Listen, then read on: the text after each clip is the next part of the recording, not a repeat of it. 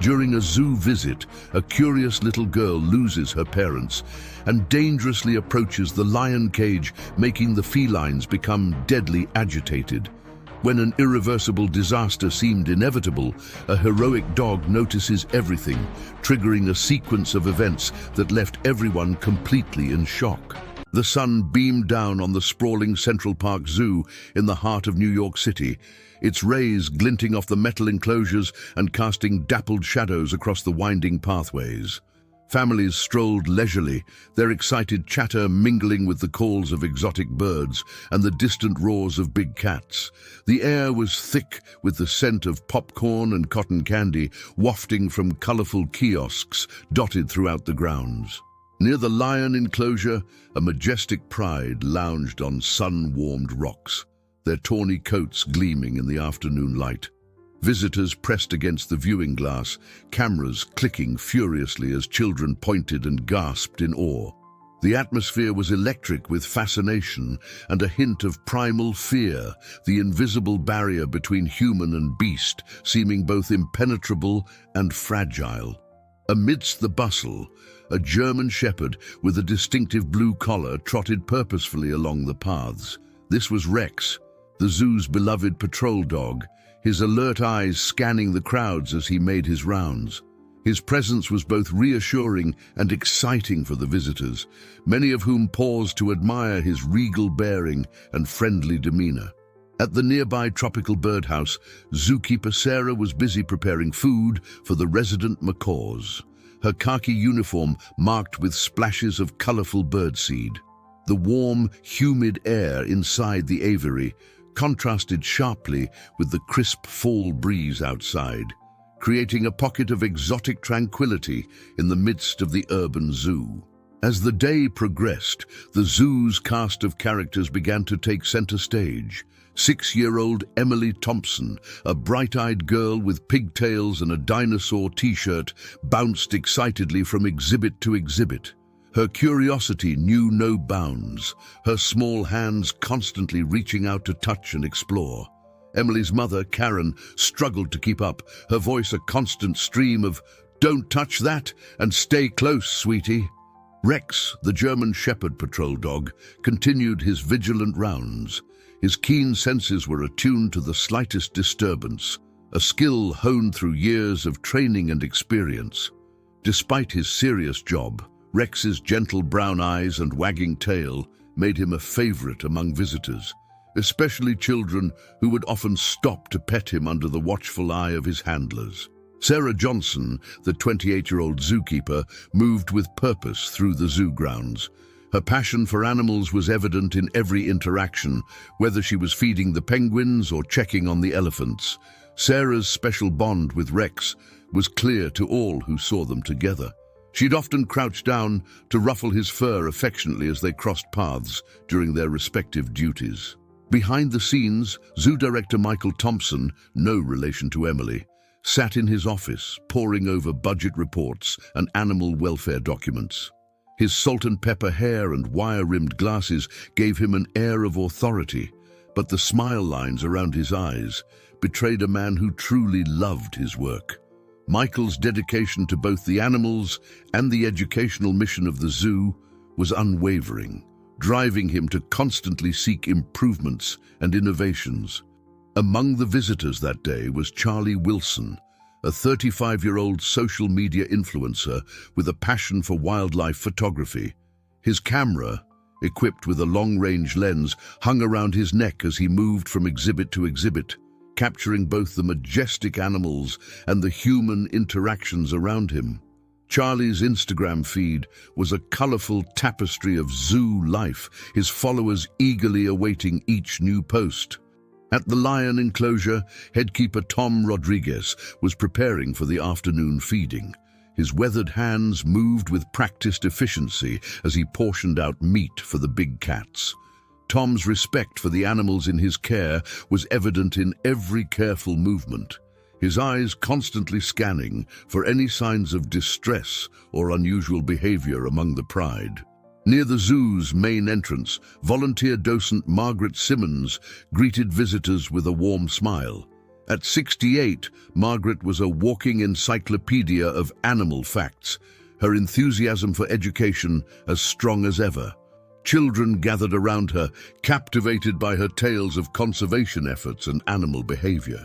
Security guard Frank O'Brien patrolled the perimeter, his watchful gaze sweeping across the crowds. With 20 years of experience under his belt, Frank had seen it all, from lost children to attempted trespassers. His walkie-talkie crackled occasionally with updates from his team, ensuring the safety of both visitors and animals. These individuals, each with their unique roles and perspectives, formed the vibrant ecosystem of the Central Park Zoo. Little did they know that their ordinary day was about to take an extraordinary turn, testing their skills, compassion, and teamwork in ways they never expected. As the afternoon sun began its descent, casting long shadows across the zoo grounds, a sudden commotion erupted near the lion enclosure. Emily, her curiosity overriding caution, had slipped away from her distracted mother. Drawn by the majestic cats, she squeezed through a gap in the crowd and approached the exhibit's outer barrier. With childlike wonder, Emily reached out towards the enclosure, her small fingers searching for a way to get closer to the fascinating creatures. Unbeknownst to her, she had triggered a silent alarm, alerting the zoo security system to a potential breach. Simultaneously, Sarah's walkie-talkie crackled to life with an urgent message. Her eyes widened as she heard the code for a child in danger near the big cat enclosure.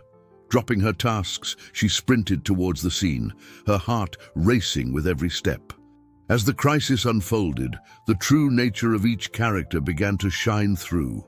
Rex, driven by his protective instincts and years of training, reached Emily first. The German Shepherd positioned himself between the child and the lion enclosure, his body low and alert. He let out a series of sharp, commanding barks designed to both startle Emily away from danger and alert nearby humans to the situation. Emily, startled by Rex's sudden appearance, stumbled backward. Her eyes, wide with a mix of fear and fascination, darted between the dog and the lions. For a moment, she seemed torn between her curiosity about the big cats and her instinctive response to Rex's authoritative presence. Sarah, the young zookeeper, arrived on the scene seconds later, her breath coming in short gasps from her sprint across the zoo. Her eyes quickly assessed the situation, noting Rex's protective stance and Emily's precarious position. Drawing on her experience with both animals and children, Sarah approached slowly, her voice calm and soothing. "Hey there, sweetie," she called out to Emily, keeping her tone light despite the gravity of the situation. "That's a pretty cool t-shirt you've got on. Do you like dinosaurs?"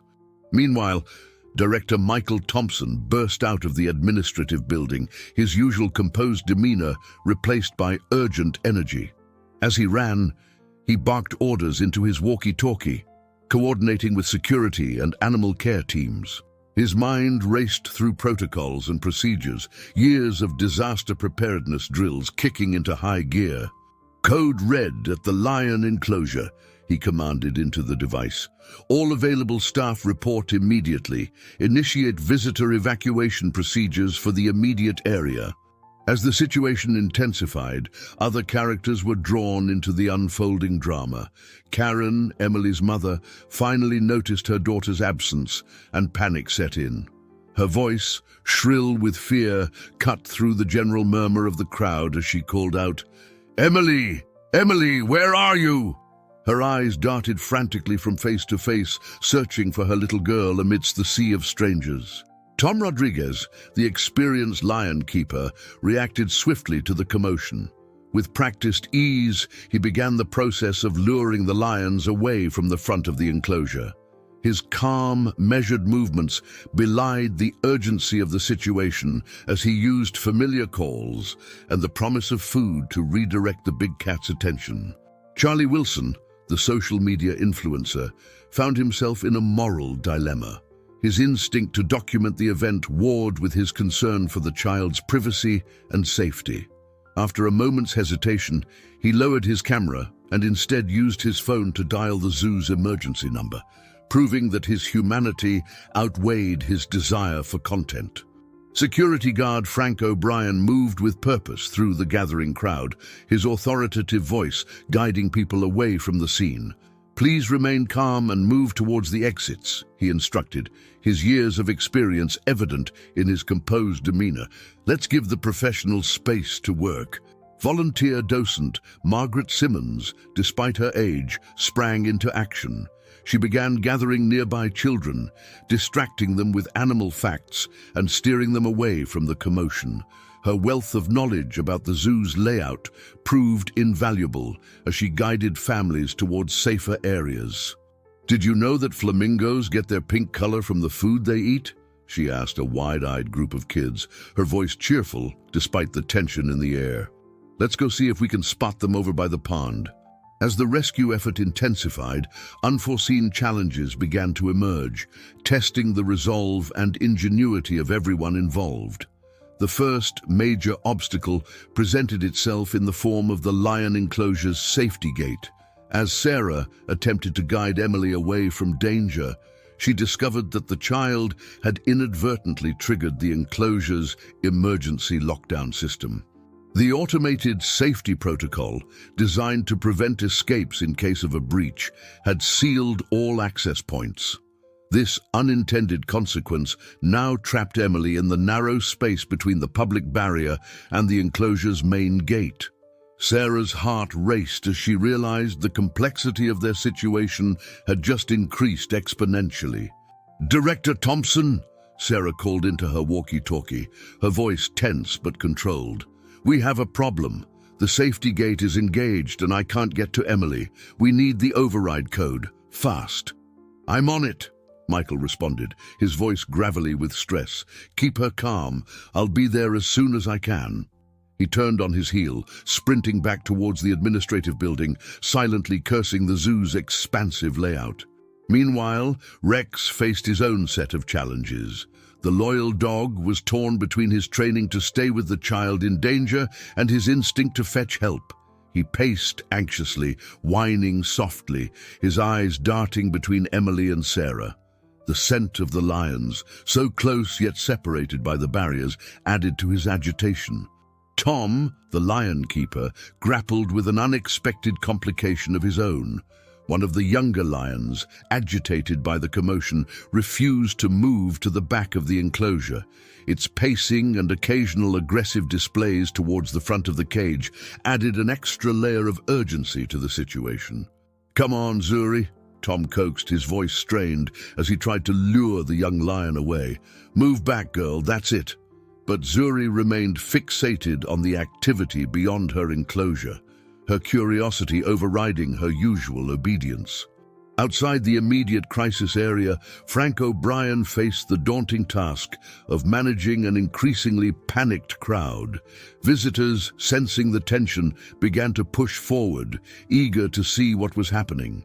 Some, with smartphones held high, attempted to capture footage of the unfolding drama.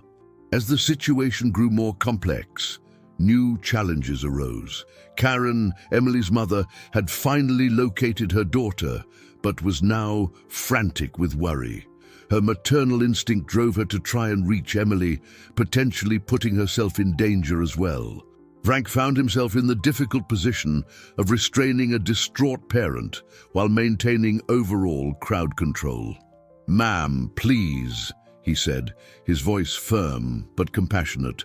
"I understand you're worried, but we have trained professionals handling the situation. The best thing you can do for Emily right now is to stay calm and let them work." Sarah, still trapped on the wrong side of the safety gate with Emily, faced a new problem. The young girl, overwhelmed by the commotion and separation from her mother, began to cry. The sound of her sobs echoed in the tense atmosphere, potentially agitating the lions further. Emily's tears subsided slightly, but she remained visibly frightened. Sarah racked her brain for ways to keep the child calm and still while they waited for the override code. Torn, Charlie approached Frank. "I have a large online following," he explained quickly. "If I put out a call for calm and cooperation, it might help manage the situation here and prevent rumors from spreading. What do you think?" Meanwhile, Tom continued his struggle with the agitated young lion, Zuri. Her restlessness was beginning to affect the other lions, creating a ripple of unease throughout the pride.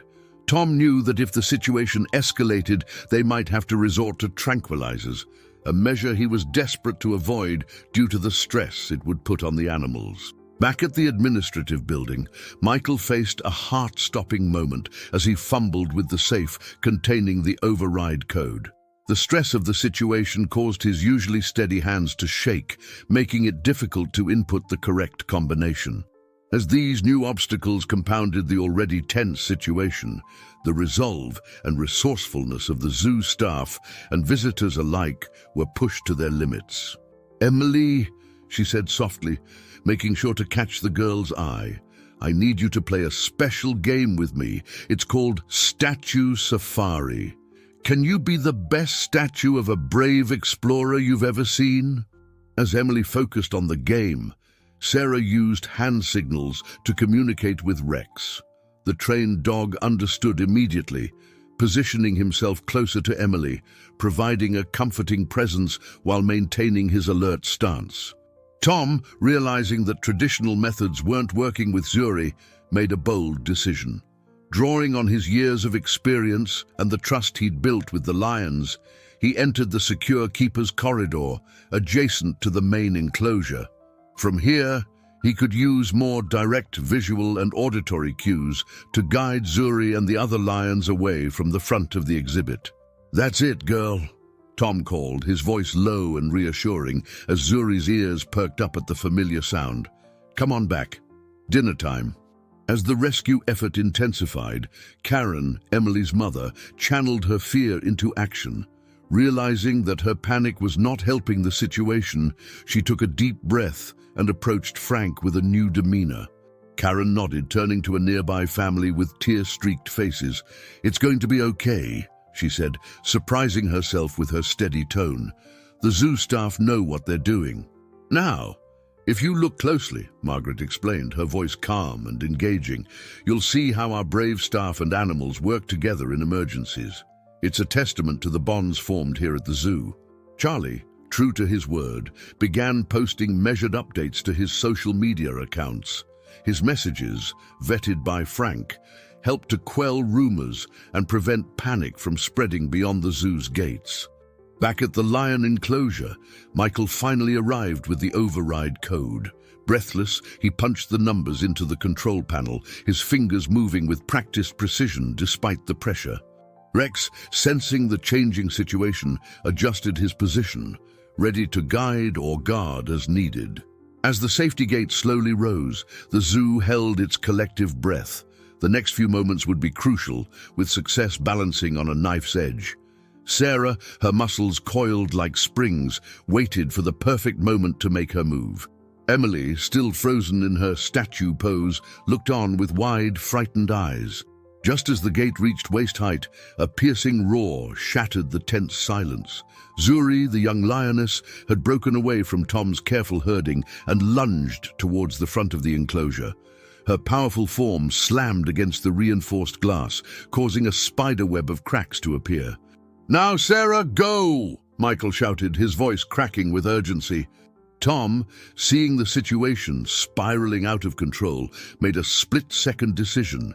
He grabbed a nearby fire extinguisher and discharged it into the keeper's corridor, creating a wall of white mist between Zuri and the cracked glass. The sudden noise and obscured vision startled the lioness, causing her to back away momentarily. Sarah reached Emily, scooping the petrified child into her arms. "Hold on tight, brave explorer," she whispered, her heart pounding as she turned to make a dash for safety. Rex, seeing Sarah's predicament, bounded to her side. The loyal dog pressed his body against her legs, providing the support she needed to steady herself. With Rex's help, Sarah regained her balance and resumed her sprint towards safety. Michael, monitoring the situation from the control panel, saw that the safety gate was malfunctioning, beginning to lower again due to the emergency protocols. If it closed, Sarah, Emily, and Rex would be trapped once more. Sarah, hearing Michael's warning, poured every ounce of her strength into a final burst of speed. Rex kept pace, his vigilant eyes darting between Sarah and the threatening lioness beyond the glass. Frank, seeing the impending danger, broke from his position and sprinted towards the gate. Without hesitation, he dove to the ground, sliding under the descending barrier. With a grunt of effort, he planted his feet firmly and raised his arms, using every ounce of his strength to hold the gate up.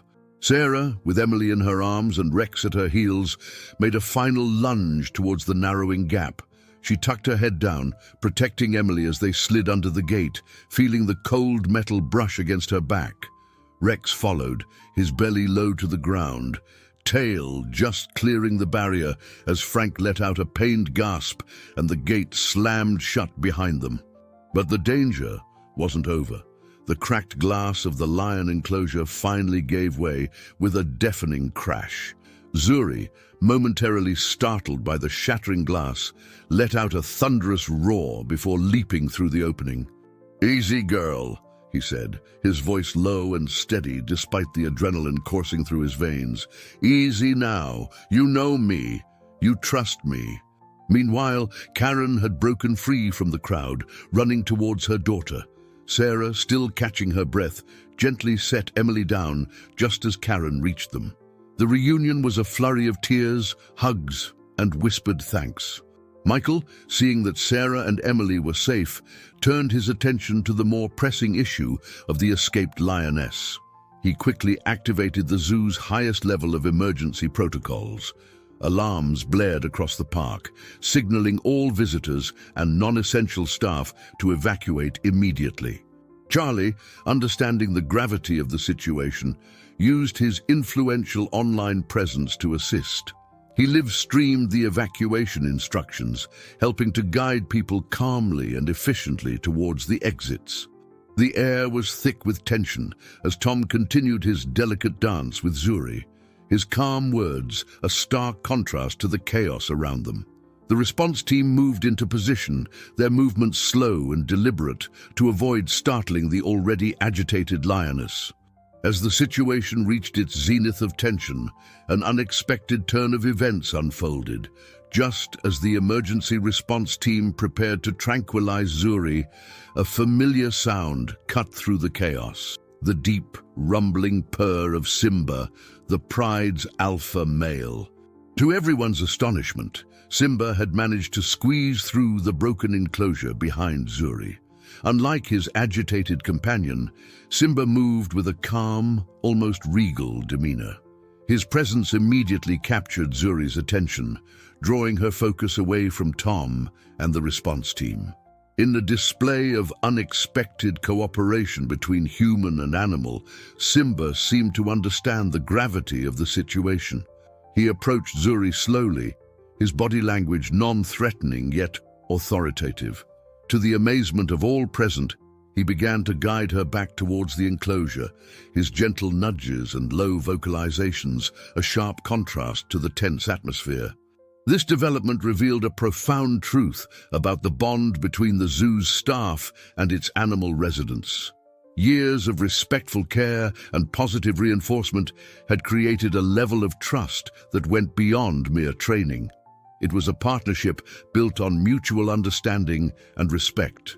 "Sarah," he said, his voice barely above a whisper, "your research on cooperative behaviors in captive lion prides, it's playing out right in front of us." As they watched Simba's gentle guidance of Zuri, it became clear that this incident, terrifying as it had been, might lead to groundbreaking insights in animal behavior and zoo management. "Wait a second," he called out, rewinding his video. "Look at this." The implications of this discovery were staggering. If someone had deliberately agitated Zuri with a laser pointer, it meant the entire incident might not have been an accident, but a deliberate act of sabotage. As if on cue, Frank approached the group, slightly out of breath. "Director, we've apprehended a suspicious individual trying to leave the zoo through a staff exit. He had this on him." Frank held up a small laser pointer.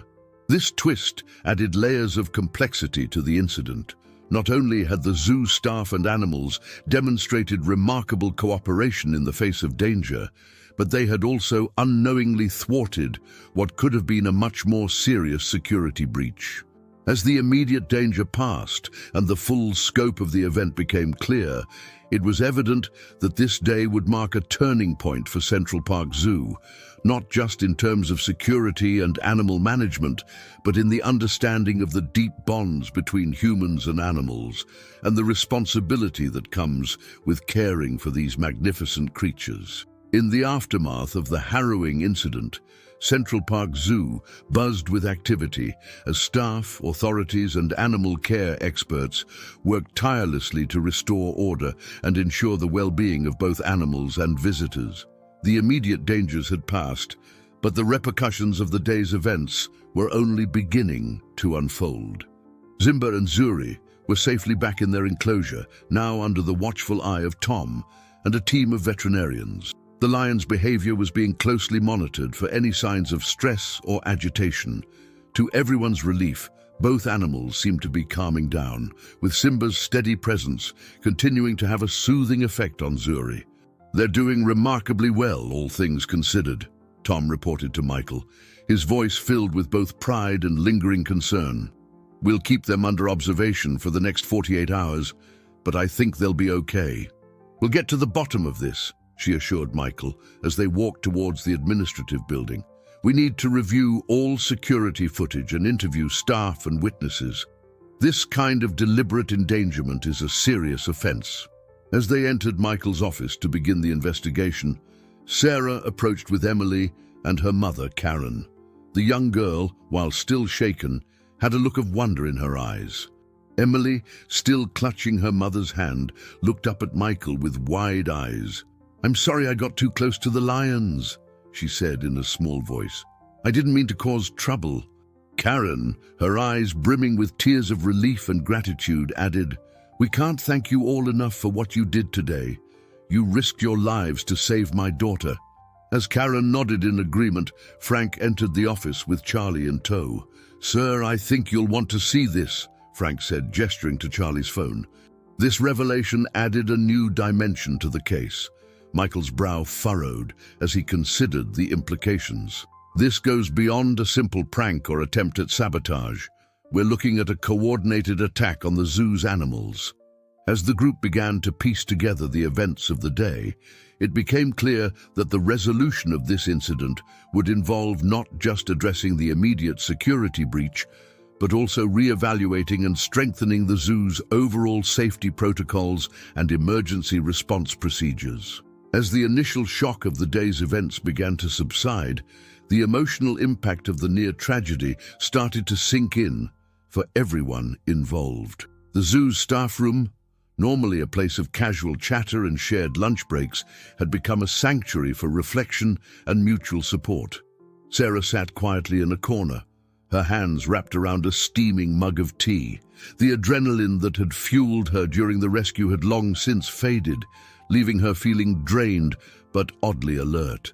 She couldn't shake the image of Emily's frightened face or the sound of Zuri's roar from her mind. Tom entered the room, his usually immaculate uniform disheveled and smeared with dirt. He slumped into a chair next to Sarah, exhaling heavily. "How are you holding up?" he asked, his voice hoarse from the day's exertions. Tom shook his head slowly. "I've worked with big cats for 20 years, but I've never experienced anything like today. When I saw Zuri leap through that glass..." He trailed off, unable to finish the sentence. As they ate in companionable silence, Michael entered the room. The weight of responsibility was evident in the slump of his shoulders, but there was a determined glint in his eye. The room fell silent as Michael's words sank in. Each staff member reflected on their role in the day's events, the gravity of what they'd faced, and the strength they'd found within themselves and each other. Tom nodded in agreement. "And Simba, I've always known he was special, but today he showed just how deep the connection between humans and animals can be. It's humbling." As the conversation continued, a knock at the door interrupted them. It was Charlie, looking uncharacteristically subdued. "I hope I'm not intruding," he said hesitantly. Charlie entered, his usual confident demeanor replaced by a mix of awe and introspection. "I just wanted to say, I came here today looking for content for the next viral story, but what I witnessed, what you all did, it's changed my perspective on so many things." The influencer's words resonated with everyone in the room. They realized that today's events had not only impacted them, but would likely have far-reaching effects on how the public perceived zoos, animal conservation, and the bonds between humans and animals. In the days that followed the incident, Central Park Zoo underwent a transformation that went far beyond enhanced security measures and repaired enclosures. The story of Emily's rescue, the lion's behavior, and the staff's heroic actions had captured the public's imagination, sparking conversations about animal welfare, conservation, and the importance of accredited zoos. Michael, with input from Sarah, Tom, and the rest of the team, implemented a series of changes aimed at not only preventing future incidents, but also enriching the lives of the zoo's animals and the experiences of its visitors. New educational programs were developed, focusing on the deep connections between humans and animals and the critical role of conservation in protecting endangered species. The zoo's social media presence, guided by Charlie's expertise, became a platform for sharing behind-the-scenes glimpses of animal care and conservation efforts. This transparency helped to build trust and engagement with the public, turning casual visitors into passionate advocates for wildlife protection.